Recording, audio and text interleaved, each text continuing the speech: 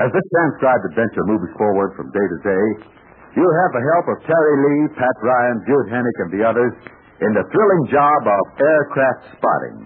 It isn't an easy job, but if you listen closely, you'll hear all kinds of pointers, and you'll find it easier to remember a plane, too. We'll join that daring American pilot, Jude Hennick, in just a moment. Terry and the Pirates is brought to you by the makers of Libby's Tomato Juice, one of Libby's 100 famous foods. There's no doubt about it. The men and women who go places and do things in this world are the ones with pep and sparkle, live wires who never seem to get tired or blue. Now, one of the surest ways for you to get energy like that is to eat the right things. Things that really contribute, like Libby's Tomato Juice. You see, Libby's Tomato Juice is not only a wonderful tasting drink, it's rich in vitamins. Yes, Libby's Tomato Juice is one of the best of all sources of important vitamin C. It's rich, too, in vitamin A, and also supplies vitamins B1 and G. So you can see you get lots of vitamins when you drink this grand tomato juice of Libby's. And tomato juice is far from being the only Libby's food you'll want to have. Libby brings you more than 100 different foods. Fruits and juices, meats, vegetables, salmon, and every one is extra specially good. They taste grand, and they bring you fine food values. For Libby's skill and careful methods protect food values as well as flavor. So why don't you ask your mother to get Libby's foods? She'll be glad to because they're easy to fix as well as grand tasting and nutritious. The name is Libby's, spelled L-I-B-B-Y-S. You wanted to get Libby's foods because they're extra good. And now, Terry and the Pirates. The Chinese commandos have started out on their first night raids, and their objective is the enemy supply depot, a small group of oil trucks encamped in the valleys.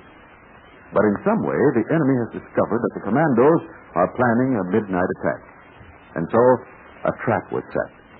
The invader soldiers slipped into the nearby hills, and dummies wearing uniforms were placed about the campfire. But from a distance, the keen eyes of Terry saw that something was wrong. He reported his observations to Pat Ryan. Together, they worked their way close to the supply trucks, discovered the trick, but in turn were made prisoners. Enemy soldiers surrounded them, and the officer in charge said, So we have caught the Americans in our little trap. It is well. I had hoped for a more complete group of prisoners, but I shall be satisfied for the moment. Be pleased to follow me. I will need you two gentlemen to help me destroy the remainder of your little foolhardy company. But before we continue with this side of tonight's adventure, let's return to the commando headquarters. Here we join Jude Hennick, who has been left behind with Connie. Jude didn't want to do any walking, and Connie isn't keen on boom-boom bullets in personal inside. Jude, as usual, is discussing airplanes. Well, Connie, I don't know whether I'm helping you or just hearing myself talk. Do you know what I've just told you? Oh, to be sure, Mr. Doodle. Is airplane stuffing. Well, you go to work on that spotter that Terry made. It's got more good sense packed into it than an armful of books. Connie is sleepy with books. Reading makes me sleepy, too. So, well, that cardboard disc and see if you can learn to identify planes. It's easy to do. Watch out. This is United States airplane, flying battleship. Oh, flying fortress. How do you know this? Big boom guns of 20 engines. Golly. Look, Connie, it's a monoplane. 90% of all the planes in this war are monoplanes. Learn to spot monoplanes. Well, you a super spotter. Try whizzing around again. Watch out. Golly. Is Japanese bomb plane. You guessed them all right. I don't know how, but you do. But you twist things up so much nobody can understand you. Yeah, it's a Jap bombing plane. Let's spin the platter again. Let's see how good you are. Oh, what's that, baby? Is Mr. Smith. I give up. That's a Messerschmitt. Mr. Smith. You call him one way and label him another. What was that you called the British fighter plane? Oh, yeah, the Dragon.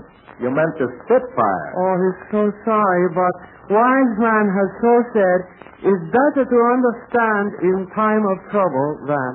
Well, you're worse than usual tonight, Connie. If that dogfight we had in here didn't help you any. Yeah, I'm beginning to get worried about our pals. Been gone about 3 hours. They should be straggling back.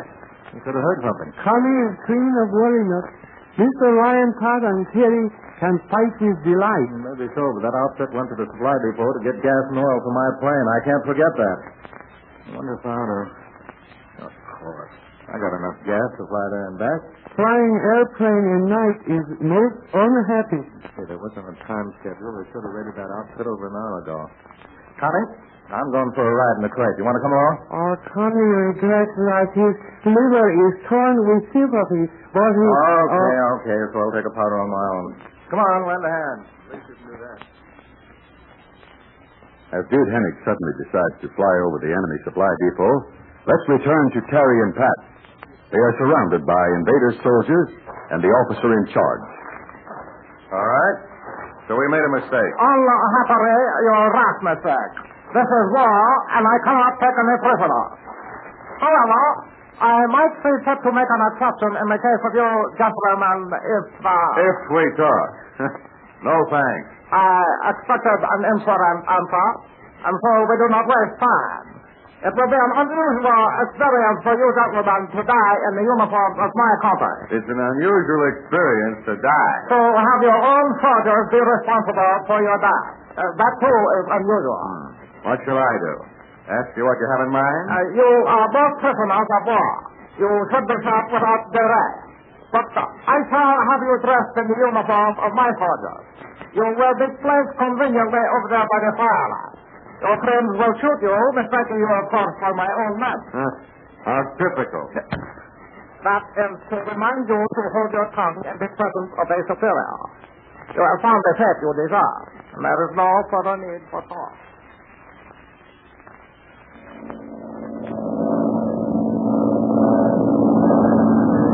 Oh, golly. There's sometimes no lessons to learn. That's right. You're not afraid. Just like to settle your teeth for exercise. Nicely air travel go boots in darkness. There's no mountains to worry about around here. I know this country. It's as flat as your face. Much obliged for saying, but the face is not flat. Well, keep a thumb on your shoulders then and keep looking. No, there we are. See down there about 2 miles north? That's the spot it has to be. Those are campfires, huh? The next time, Connie remain on ground and study airplane chin-up. Plenty of time for that. Do it tomorrow. I'll give you a whole course in aircraft spotting. Just now we have work to do. Is there going to be shooting? I hope not. Gonna fly down low and see what's wrong. May seem mighty quiet. Now look closely. Gonna bang around.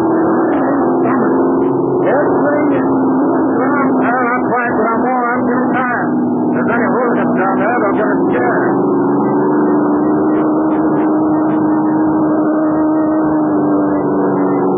Campfires make good, but not light. Something's wrong, I know there is. I can't see anybody. Hand me that flare, Connie. Yeah. I'm going upstairs with this crate and drop a flare.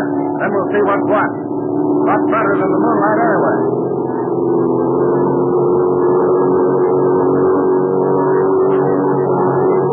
I better get this over with. I haven't enough gas left to clean last year's storm Kelly. Okay, here goes the flare. There! How's that? Find enough down there to read yesterday's newspaper.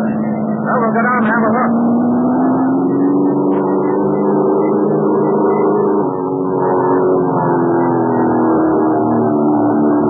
There's a lot of people running. Looks like a stirred up a hornet's nest.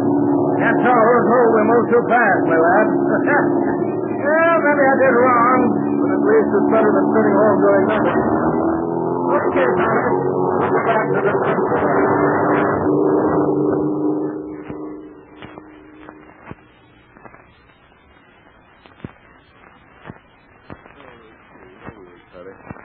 Oh, yeah, that's lesson in aircraft identification. Look, I know you're anxious to learn, but can't it wait until tomorrow morning? That's all. I'm a bit weary. Night flying has its good points. Hey, Connie. Face. Oh, well, pardon me. You go stretch out and relax a bit myself. There. What's that? Hey, wake up, Connie. Looks like we got company. Can't see any too well, but those engines sound like trucks. Oh, please, Mr. Doodle. Connie is officially in arms of peace. Okay, but never had more trouble. Right on the home ground, too. I'm going out and have a look.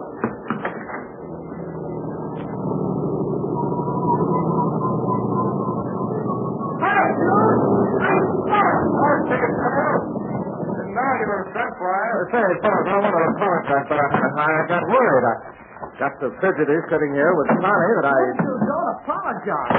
If it wasn't for you, Pat and I'd be a couple of dead pigeons right now. Thanks, dude. The first commando medal goes to you.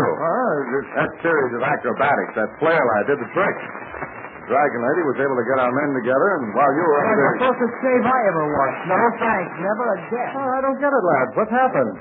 You seem to have brought home the bacon. I mean, those oil trucks didn't grow on you. It's a long story, and I'm tired. Pat and I were tied to one of those trucks, right by the campfire. You see, we were prisoners. Well, say, looky, you got nice invader uniforms on. Sure, and then you flew in. You cut some fancy capers awful close to the ground, dude, but you scared the gang away. They scattered like leaves in a windstorm. And then you set off that flare, and our own outfit charged in.